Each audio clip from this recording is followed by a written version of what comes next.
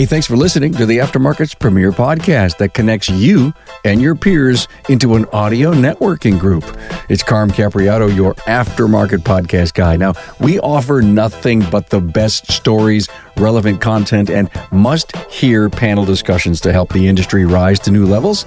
We offer nothing but the best stories, relevant content, and must-hear panel discussions to help the industry rise to new levels, all through these shared insights and ideas that you can make your own. You are getting the latest trends and the important issues affecting the automotive aftermarket. We have you covered. Okay, in today's episode, I'm with Matt Lachowitzeris, a 6-location shop owner in North Dakota. Matt had inspirations to become a lawyer, but a fork in the road led him to be a technician and now shop owner. 6 locations in under 11 years. That's an amazing feat, but it required a lot of work, strong culture, pure process disciplines, and a total focus on the customer experience. Matt also has a body shop and an ADAS calibration center. Now, before we listen to Matt, let me thank Napa Car Vantage for their continued support. You know, Napa Expo has officially been rescheduled. It's February 1st through the 4th, 2021. Las Vegas is going to be painted blue and gold as Team Napa puts on the fabulous event that was planned prior to the COVID-19 pandemic. Now, Napa wants to thank everyone for understanding the event postponement and sends well wishes to you and your family. Rest assured, Team Napa is as energized and invested as ever in Napa Expo, and we look forward to hosting you February 2021. Here's an industry first. Apex announces the first Shop Owner, Technician, and Service Advisor of the Year awards. They'll be presented at Apex 2020. Nominate a deserving peer or yourself. Go to aapexshow.com/service awards for all the info. Nominations end July 31st, 2020. So if you're listening to me on Tuesday, July 30th, you've got until tomorrow, Wednesday, July 31st, to put up your nominations. We don't say a word. Our technicians do this too. It's not the service advisors, it's not the managers. The technicians do this. That's really the magic part of all of it. On his way to owning 6 locations, Matt Lachowitzeris dropped out of school and started working in a local GM dealership.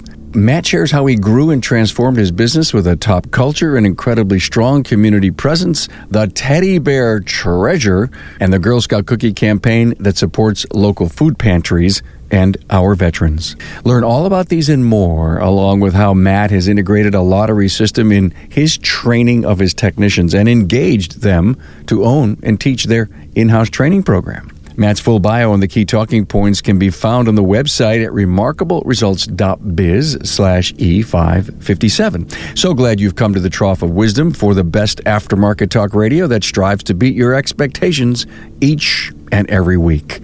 This is why I podcast. Hey, a warm welcome to Matt Lachowitzeris. Matt's Automotive Service Center, Fargo, North Dakota. Is it all North Dakota? No, we have a couple in Minnesota as well. I find this so interesting. You told me you started in the back of a repair shoe shop. And that's okay because so many people start in their backyards or in a garage behind the house or some small rented one-bay place. But 6 locations in 11 years? What's the magic, man? Just hired really, really good people and tried to do things the right way. It's not anything crazily secret about doing the right thing. Well, that's big, doing the right thing. And is it the right thing according to Matt because you have these ethics and customer service expectations? Because people can do the right thing and they do the wrong thing. But how is it the right thing? Hiring people that believe in what you're doing, but also being, one of my big things is being a pillar in our communities and really showing people that we want to be part of the communities, that we're here to support them and to do the right thing when we're needed to. You're saying the culture is the glue? Oh, yeah, 100%. The majority of our listener gets this. They understand culture, but there's a lot that don't, and they keep needing a push, Matt. How would you push someone to want to really build the right culture? Depends on where you're at and what you're doing. I guess if you're at the finish line and you don't want to grow or do anything different, that's one thing. But if you want to be different, you want to stand out to the people that come through your doors every day and to your team members, you have to actually have what people want and feel, especially today's younger generation of workers. Like, they want to feel something when they come to work, or your customers want to feel like they had an experience, not that they just got their car fixed. and your culture is what makes that happen. I find it fascinating that you talked about customer service. You had mentioned to me, Carm, it's all about revolutionizing customer service. And I guess, how hard is it, Matt, to provide a better experience than anyone else can get in your marketplace? And they say, wow, I can't believe that's an automotive facility. It comes down to everything you do. I mean, you have to be continuously pushing the envelope and trying to find new ways to, we call it wow our customers. I mean, I have a person in our company, her title is Director of Wow. Her job every day is to basically watch every RO that comes through every shop and kind of look at what customers have going on in their lives. We're very good at taking notes and communicating with our customers. And then she has a budget she can spend whatever she needs to find a way to wow a customer. It could be as simple as getting a card for them. It could be going out and getting them a blanket. It could be getting them a flag. Is there somebody that's in our military? Literally whatever it is. We try to do that to kind of make that experience happen. So she can manage post-transaction, post-wow, okay? Can the counter person, your service advisor, do the same? They're the ones that actually usually start a lot of this, because if they don't do their job in building that relationship and collecting that information about what's going on in their life, what they use the vehicle for. Just an example, a few weeks ago, we had one customer was leaving town on a couple 1,000-mile road trip. And, he sent an email saying, hey, these guys are leaving on a road trip. So we all brainstormed different ideas what we could do. We put together a road package for them. We put a blanket in there, some treats, a cooler, and we set it in the car. And then we all signed it and we left it there. We didn't say a word to them. So a half hour later, I get a phone call and this gal's in tears. And she's like, you didn't have to do that for us. And that's what creating a wow moment is when people don't even have a clue it's there. But every person that works for us has a part of that. Our technicians might notice something in the shop even. If they find a car seat that's way out of date in the vehicle, we'll go buy them a car seat and we'll put a car seat in. Let's make sure we talk about car seats. I'm teasing the audience because you told me you have given away 10,000 of this special thing because of car seats. Let's just tease the audience for a moment because this is all part of Matt's wow. Now, I'm going to have John DeJulius on soon. I'm going to interview John, the Customer Service Revolution. You have gone to his seminars, and it sounds to me like everything you just said, Matt, you've very much signed on to his philosophy. How they approach customer service is all about making sure the customer is a focus. It's not about me or us or why, it's about them. And making sure that they're the most important person in your life at that moment. And he's really revolutionized kind of a lot of how customer service is done. They work with, Chick-fil-A's and your Starbucks of the world. I mean, you want to talk about businesses that are known for world-class customer service. These are businesses that are tied directly to that.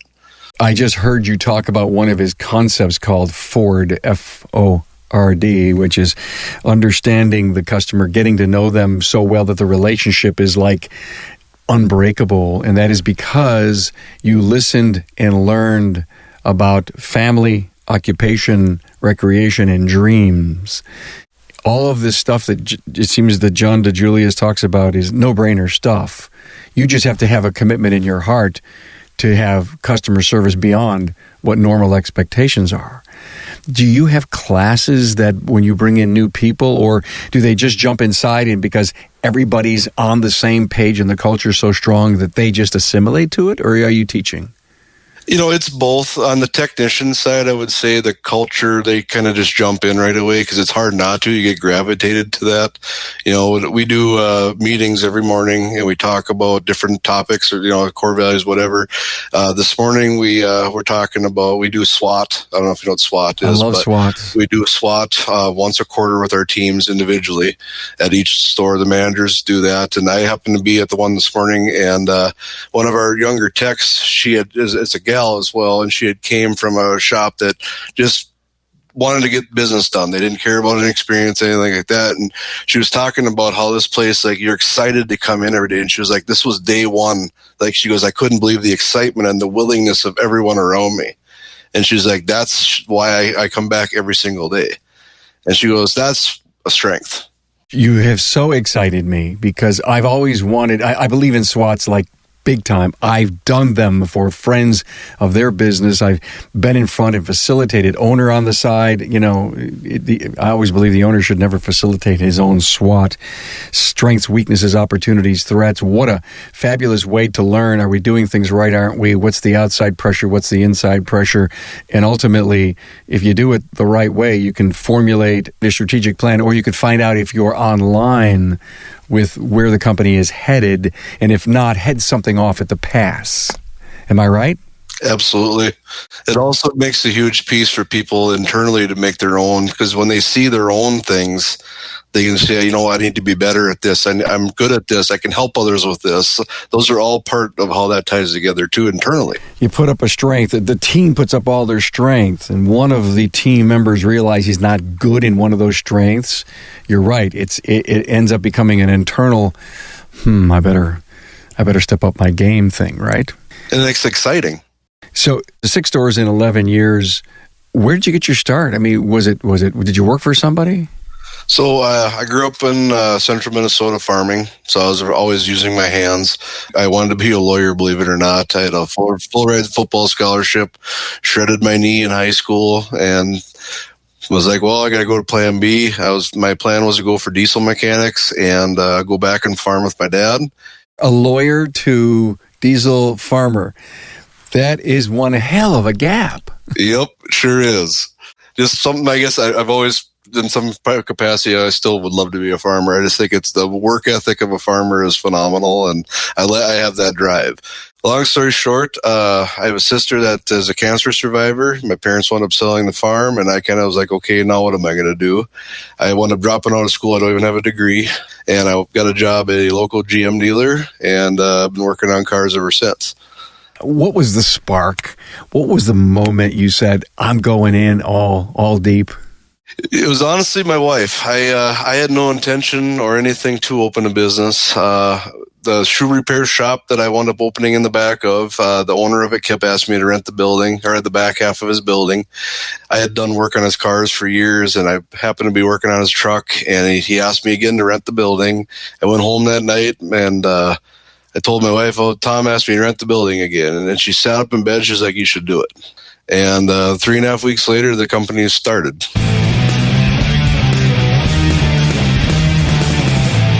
Hey, it's Carm to talk to you about how telematics can benefit your Napa Auto Care Center. Now, thanks to Napa's recent partnership with CarVantage, it's easy for you to connect with your customers and help to eliminate their stress over car care.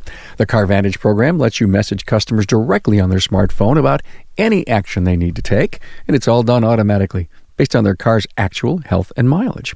It works like this. You provide customers with a CarVantage sensor that plugs into their vehicle and then connects via Bluetooth to their mobile phone. Then the CarVantage dashboard allows you to set up automated marketing campaigns that target customers based on specific triggers, like when they're approaching their next maintenance interval, for example, or whenever a check engine light is detected. Customers, well, they'll receive a mobile push notification and or email when they meet the criteria you specify. You can encourage them to schedule a service or send a coupon relevant to the problems they're experiencing. Now, to make an appointment at your shop, all the customer has to do is select the service, a time, and a date. CarVantage even sends you a snapshot of the vehicle's health prior to the vehicle's appointment so you can plan for the visit. Customers love CarVantage. It gives them peace of mind and the best experience in the market. Plus, CarVantage is free to them. And for you, a special offer, only for Napa Auto Care Centers, lets you give CarVantage a try at a very affordable price. And it even includes free sensors. Other plans and enhancements are also available. Even more important, CarVantage helps you increase customer retention and customer spend. Talk to your servicing Napa Auto Parts store to find out more about what CarVantage can do for your business, plus the hundreds of other things the Auto Care program has to offer. Isn't it cool to get support from the wife? Oh, absolutely. If you didn't and you made a bump or two on the road, she may have gotten all over you, but as you bump through the road and try to learn to be successful, she's tolerating with you. She's working through it with you. Mm-hmm. Because remember, honey, it was your idea. No, it was my thought, your idea. We made the decision together, so we're sweating through this thing together.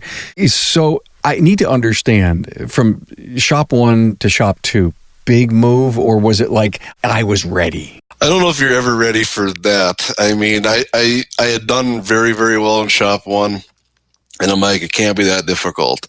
And I realized within a day or two, like, it's not easy to replicate what you did already. And the biggest lesson I learned day one was if I didn't have standard operating procedures, this wasn't going to work. And I spent better part of a year developing those, and I continuously change those because obviously the business changes and things like that. But that's what allows us to now, I could look at a store tomorrow and own it next week and be operating in a week because we have operating procedures for, I mean, almost to the point where how do you go to the bathroom? How do you wash your hands? It's everything. Rubber stamp, plug and play.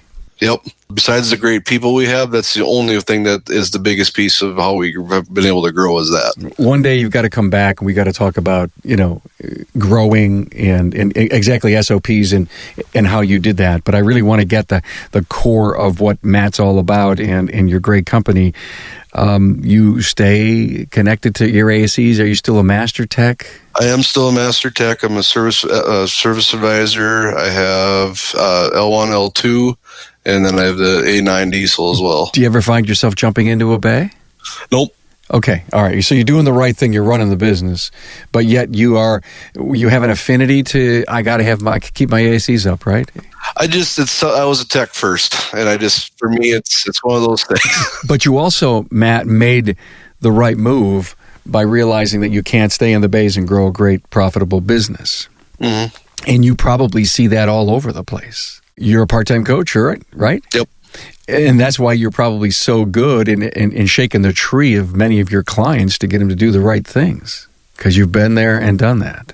So where did you get your business acumen, or are you just a natural-born common sense, I'm smarter than any book would ever be, I was a natural-born leader, or did you have to listen and learn and read?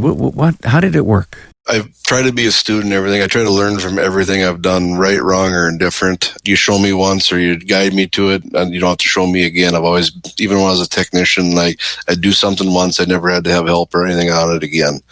And I'm a big student of reading. I love podcasts. I love, going to seminars. I love education in general. I really strive. That's a big part. Even when I interview team members, that's a piece of what we do every single time we talk about it is you have to be committed to training, because we train twice a month, 3.5 hours each time. It's important, and you have to sign up for that. Do you bring the team together, or you segment them? I know you have a beautiful training center. We have always done training together. When we just built the new building, the training piece that came with it, we have a full-fledged classroom now. So the teams all train together. I do break them into service advisors, managers, and then we have a marketing team, and then we also have our technicians. Do you bring trainers in from outside? I do at times, and then about 95% of it, I actually develop the courses, or I have help from my team members. So, like, for instance, we go to Vision, and it's a big deal for our staff. I mean, our people almost like beg to go to that. And because of that, like, we have a lottery system and how they have to do different things to get the opportunity to go. And then from there, the biggest stipulation they have to do is they have to actually, whatever they learn, they have to come back and help me build coursework to teach the rest of the people that work with them about it. Perfect. But they have to be involved in it. It's not just me taking their book and saying, I'm going to teach a class. There's that forgetting curve that happens when you go to a class or any kind of training, and if you don't put it to use, or you don't teach so that you learn again, because when you teach, you learn. Brilliant. It's been awesome, too, because the techs and the managers and advisors that have helped me do this, we've been doing this for 5 years now. And what's been awesome about it is the people that helped me build the class are like, I learned more reteaching it than I did when I sat in the class.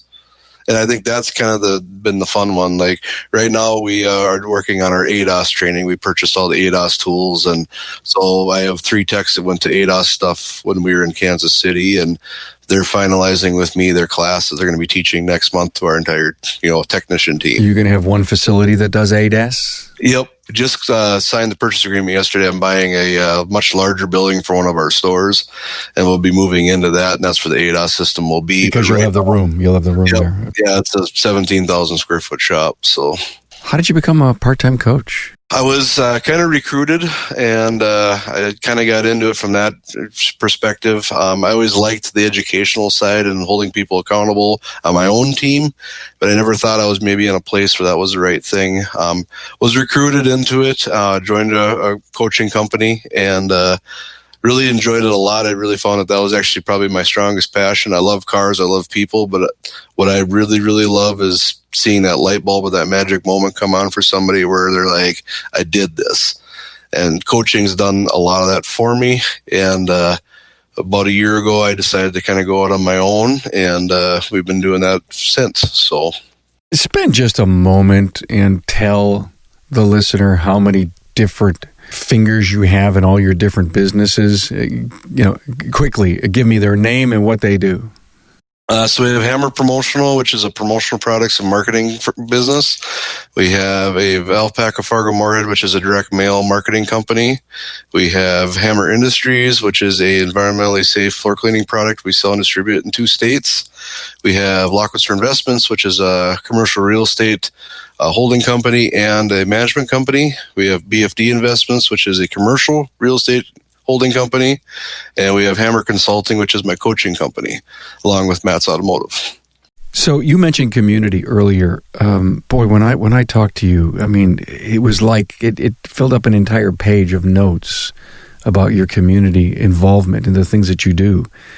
And, I'm a Girl Scout cookie guy. I mean, I just look for them set up anywhere and everywhere, and that's community. I'm going to show my age. I'm going to explain to you that peanut butter cookie, it had like the peanut butter cream inside, and, it was called a Savannah years ago. And I want anybody who's listening to say, oh, I remember the Savannah. They ultimately became half the size, less in the box. However, I still love them cookies.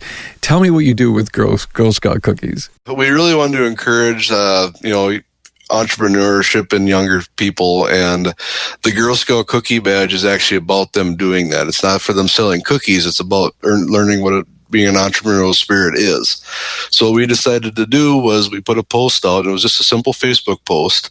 And we just put a post out saying, any Girl Scout that comes into our store, we'll purchase 2 boxes of cookie for them, as long as they are the ones that come in and ask to present the sale to us. And it can't be the parent, it can't be the grandma, it had to be the actual Girl Scout. And it just went viral. I mean, it was insane. And we wound up filling a 14-foot long conference table about 6 feet tall with Girl Scout cookies. I don't remember what the count was, but it was a lot. You spent thousands. I spent a couple grand, yeah. Oh my God. What'd you do with the cookies? So that was the best part. So what we did was split the cookies in half, and we donated half of them to all of our local food shelves or food pantries. Sure. And then the other half we boxed up and we actually sent to veterans overseas. Oh my. Heartwarming. I love the whole concept of the Girl Scout having to get the nerve to ask for the order. It was fun because, some of them are pretty shy and they kind of stepped out of their shell. And then we took a picture with every single Girl Scout. So like the text got involved, and it was just so much fun. We'd stand on the service drives and we'd take pictures with them. And I mean, the parents it was a lot of fun. How long did it last? A couple of weeks?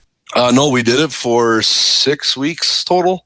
And I think if COVID wouldn't have started when it did, I think we would have been a little stronger at the end. But we had, obviously, COVID was starting going on when they were selling. So, wow. Make-A-Wish is something big for you?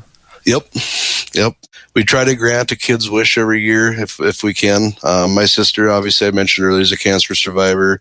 So being involved with that's very important. The first year we granted a wish, my sister actually got to tell her story at the event and stuff. And it was pretty heartwarming, not for only me, but we had 2 tables of staff there. And really a very, this gets talked about. I think the first time we did it was 6 years ago. And it still gets brought up every single time we talk about it. So... Here I'm a team member of yours, and I'm watching this company give back and engage in the community. Why would I want to go anywhere else? That's what we try to say to everybody. We have very good people that stick around. I mean, we don't have a lot of turnover. We typically have a waiting list for technicians. We had, I think, 26 techs apply during COVID. I mean, it's been crazy. Where are they from? Independents that closed or dealerships? Dealerships, actually. They couldn't keep them busy enough, so... What do you hear when you do that interview? My God, we start troubleshooting a vehicle and we stop here and replace the part, and you guys got to go deeper and do more diagnostics, and God, that's hard. I don't want to do that job. What do you hear? I don't get a lot of that, and maybe it's just the type of techs that we've tried to attract. I don't have a lot of people that, raise those questions, honestly. The reason that I'm going deep with Matt on community is I'm trying to excite the industry to get more involved. And I think you're involved to the nth degree. Pick a number. Days of service, how's that work? So day of service is probably our company's biggest pillar that we do. So we're coming up on our 5th year of doing it. And originally started out as a nomination process. We partner with a local radio station, and obviously we get help from our vendor as well. Basically, the whole part is somebody could get nominated by someone to get up to $1,000 worth of repairs on their vehicles the day after Thanksgiving. When I first started this, we only had 3 locations, I think. So what we did was we closed all 3, and we picked 10 people that got $1,000 each, and then all we did was fix those people's cars that day. 10 people, $1,000 each. The first year we had like 150 nominations. Last year was just under 700. And I go through every one of these nominations. I read them. I separate it down to 10. Now we do $1,500 worth of work to every person's car instead of $1,000. But it's been just such a big impact. Every year we've donated at least 2 cars because some of the cars that come in, they're way too far gone. So it's gotten to the point where now we have people, customers are like, we don't want to fix the car. And we say, hey, if you want to donate it, we'll use whether we scrap it or we fix it up, we'll use this money or the car for our day of service. And that's how we have found to get rid of cars that sit too long sometimes too, because people won't make decisions. Matt, was the whole community thing, did it start just like in the last 4 or 5 as you realized that you've got something here, you've got mass, or did you start doing community from day one? We've always done community. It's just the level that we can do it now because of our size. I really believe it comes back to how I was raised and obviously how I seen the community step up from when my sister had brain cancer. And I just think that for me was something that's been ingrained in me ever since I witnessed how people came together for her. And I felt compelled in some capacity. I felt like I needed to pay it back somehow. For whatever reason, I don't know what that is, but that's how we felt. So anyone who's listening, if you don't do community, please take Matt's lead and do something, maybe not to this degree, but you can start somewhere, can't you? Absolutely, you can. Let's go back to that car seat thing that I teased everyone about in the beginning. This is one of the most phenomenal things I have ever heard. Tell us about the teddy bear. 3 years ago, we started obviously because I own a promotional products business, it's been helpful. I looked into it 5 years ago, and it was just not feasible financially for us to do it with how many cars we service. But what we do is we have anytime a car comes in that has a car seat in the back, what we do is we take a teddy bear, whatever series we have at the time, and we actually take the teddy bear, we set it in the car seat, and we actually buckle the teddy bear into the car seat. We don't say a word. Our technicians do this too. It's not the service advisors, it's not the managers. The technicians do this. That's really the magic part of all of it. And then they make a note in the RO that they put how many teddy bears in, and then that way we know what version they put in because we change it once a year. It's been incredible. This year we're on pace to go through about 25,000 teddy bears. Actually, we went through about 10,000 with us being closed for the few years. 25,000. You're on pace out of 6 locations. So think of the number of car seats, or let's just think of this: the families that you do work for, that have a strong relationship, that trust you, and then they get the teddy bear with your logo on it. Whether it's the right way to say it or not, I really believe in cementing a magic moment, whether it's the teddy bear with the kid or making sure they feel good about the purchases they made with their car. You got to find something with every customer to cement that moment. That's what really creates the 5-star reviews and really creates a brand, I think. And, the teddy bears are just part of that. And it's become a collectible series at this point. I kind of think I told you, but we have people messaging us on Facebook, like, when's the next bear coming out? Our kids want them, and it's so much fun. I've got to come in for service because I know I'm getting the bear. And I've got that shelf building here. It's a Matt's Service Center Bear Collection. Off the charts. Matt, I love the idea that you're connecting the tech, the customer, with the bear. And I don't think we think long and hard enough about the value that the technician needs to have in looking, this is not a car, this is a customer. That's actually something we train heavily on. And I don't mean that in a weird way, but we're really big on how we approach every part of the guest experience. So when a customer calls and says, I've got a 2017 Acadia and the AC doesn't work, we start talking about how Tim, our GM Master Tech, who's very passionate about cars and very passionate about fixing them right, is going to be the one working on their car. And we start that at the appointment process. So now when the customer comes in, their appointment's not with Matt's Automotive, their appointment's with Tim or Ben or whoever the tech is that day. And then on top of that, we're very big on making sure the customer gets to meet the tech that worked on their car.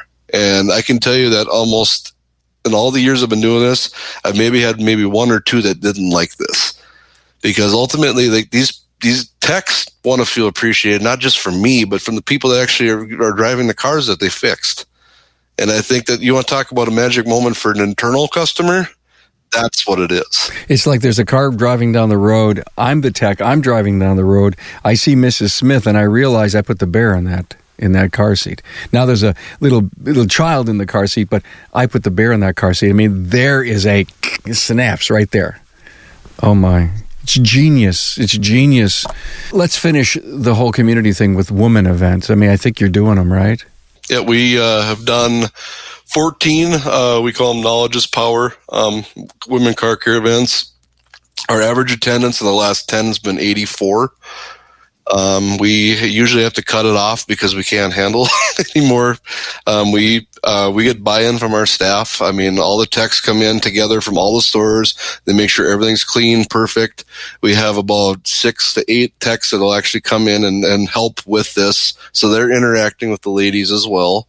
I teach the class, and it's gotten to be quite an event. And it's really been a huge piece of what we are as a company.